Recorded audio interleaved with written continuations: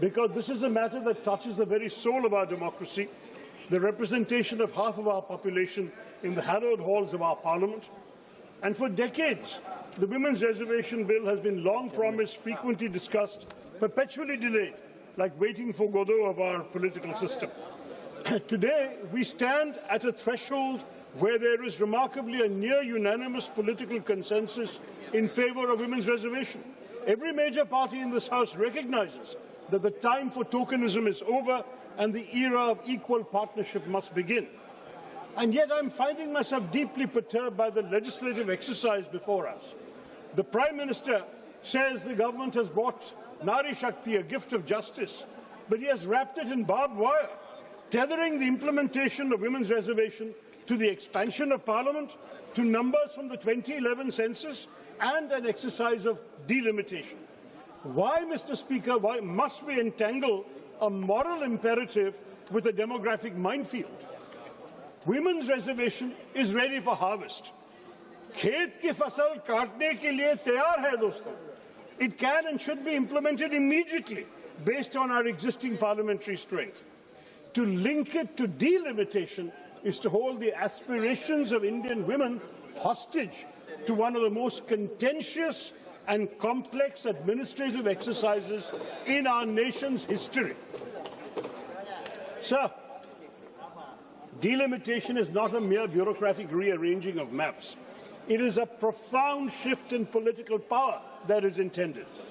Linking women's reservation to it effectively holds the aspirations of Indian women hostage to one of the most contentious political exercises in our history. Such an exercise, sir, carries risks that could strain the very fabric of our federalism, as you heard from the previous speaker. Any delimitation exercise is fraught with complications that could tear at the very fabric of our federalism. We must be candid about what is at stake when constituencies are redrawn based on either current population figures or even the 2011 census. Let's face it, sir, delimitation requires serious discussion. We face a profound demographic divergence. There are at least three major fault lines in our country, sir. First, the balance between small states and big states.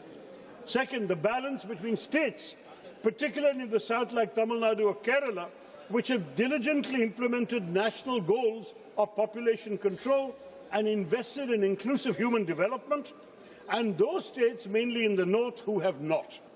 Yet in future delimitations, states that have failed to curb population growth would be rewarded with greater political weight, and we must ask if this is the message we wish to send, that governance excellence leads to political irrelevance.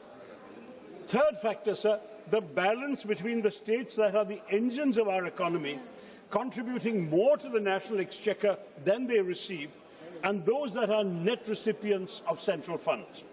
A delimitation based purely on population would further marginalize the voices of those states that provide the lion's share of resources that keeps our union afloat.